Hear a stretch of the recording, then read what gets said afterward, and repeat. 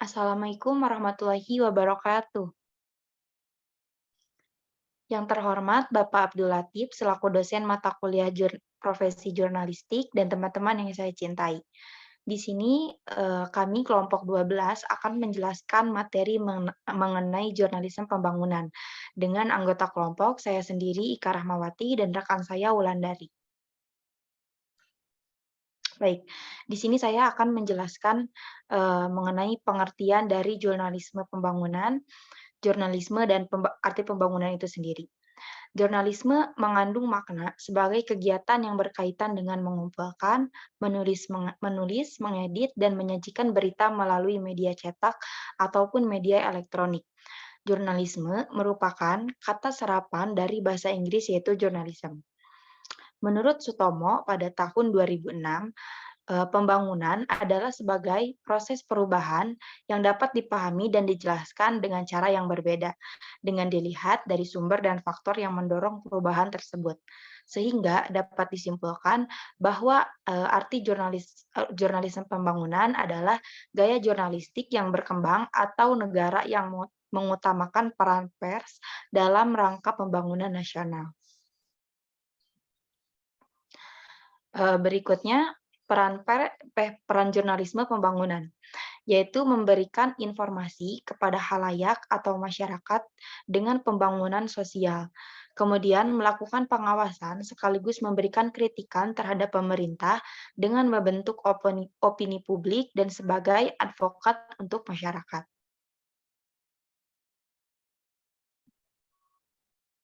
Berikutnya ada jenis-jenis jurnalisme pembangunan.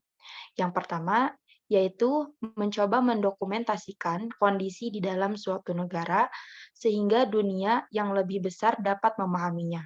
Kemudian jenis yang kedua, partisipasi pemerintah dalam media massa, ini dapat membantu menyebarkan informasi penting ke seluruh pelosok tanah air.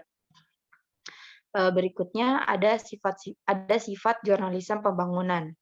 Yang pertama yaitu sistem komunikasi menjadi integral pemerintah nasional.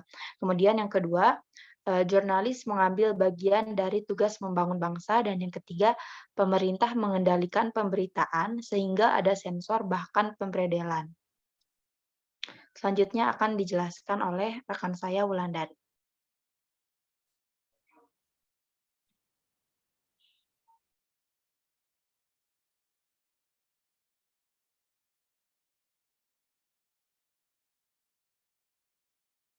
Dinyalakan dulu mungkin. Baik, baik, terima kasih Kak.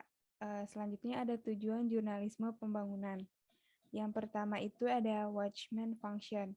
Watchman function sendiri itu merupakan informasi yang disampaikan kepada masyarakat mengenai pembangunan nasional yang lebih difokuskan kepada memberikan perhatian kepada masyarakat agar dipusatkan pada kebutuhan akan perubahan dan lain-lainnya. Yang kedua ada, maaf itu agak typo, tulisannya harusnya policy function, yaitu memberikan kesempatan masyarakat untuk mengambil bagian secara aktif dalam proses pengambilan keputusan. Yang ketiga ada teaching function, yaitu memberikan informasi atau berita dengan mengajarkan tenaga-tenaga kerja yang dibutuhkan, harus terdidik, orang dewasa buta huruf harus diajarkan membaca, dan anak-anak harus mendapatkan pendidikan. Next. Selanjutnya, Kak. Lalu ada hal-hal yang dapat dan harus kritis mengkaji, mengevaluasi, dan memberitakan jurnalisme pembangunan. Yang pertama ada relevansi suatu proyek pembangunan dengan kebutuhan nasional, dan yang terpenting adalah kebutuhan lokal.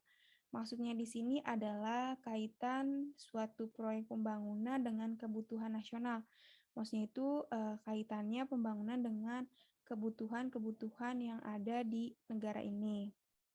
Lalu yang kedua ada perbedaan antara program menurut rencananya dengan diimplementasikannya. Misalkan pemerintah merencanakan pembangunan flyover, tapi apakah dalam pengimplementasikannya itu pembangunan flyover itu terwujud atau tidak gitu. Lalu yang ketiga ada perbedaan antara dampak dampak terhadap masyarakat seperti yang diklaim oleh pejabat pemerintah dengan sebenarnya. Jadi misalnya itu pemerintah itu mengklaim bahwa misalnya suatu bangunan atau tadi contohnya seperti flyover tadi eh, itu klaim itu bisa untuk mempercepat laju kendaraan atau menghindari kemacetan dan segala macam. Tetapi apakah yang dirasakan masyarakat itu sama dengan yang diklaim pemerintah ataupun itu sama atau enggak gitu. Next, Ika.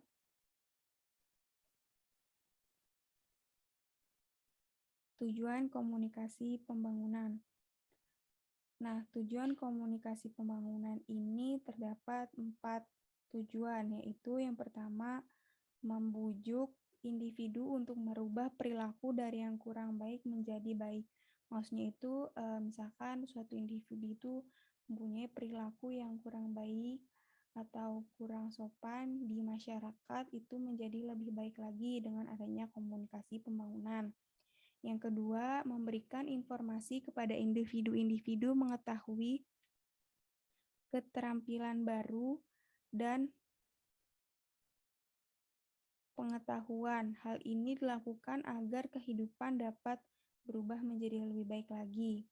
Yang ketiga adalah mendidik masyarakat untuk merubah norma sosial, norma kehidupan sosial yang dilihat sudah tidak relevan lagi atau bertentangan dengan norma hukum agar kembali lurus.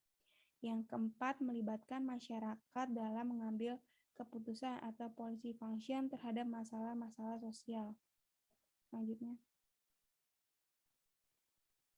Lalu ada fungsi pers dan hubungannya dengan jurnalis pembangunan. Yang pertama adalah memenuhi hak masyarakat untuk mengetahui. Maksudnya itu memenuhi hak masyarakat untuk mengetahui suatu berita atau suatu informasi. Yang kedua adalah menegakkan nilai-nilai dasar demokrasi.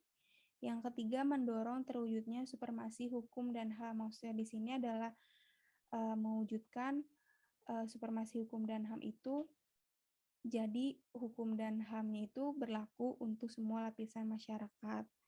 Yang keempat ada menghormati kebenekaan. Yang kelima ada mengembangkan pendapat umum. Jadi pendapat umum atau pendapat seperti masyarakat luas itu lebih dikembangkan lagi.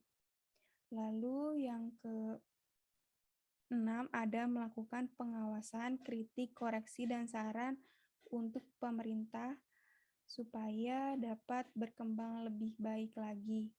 Lalu yang terakhir, memperjuangkan keadilan dan kebenaran, seperti yang ada di Pancasila, yaitu keadilan bagi seluruh rakyat Indonesia. Next. Sekian dari saya kembalikan kepada rekan saya, Ika Rahmawati. Baik, terima kasih. Mungkin cukup sekian materi dari kelompok kami.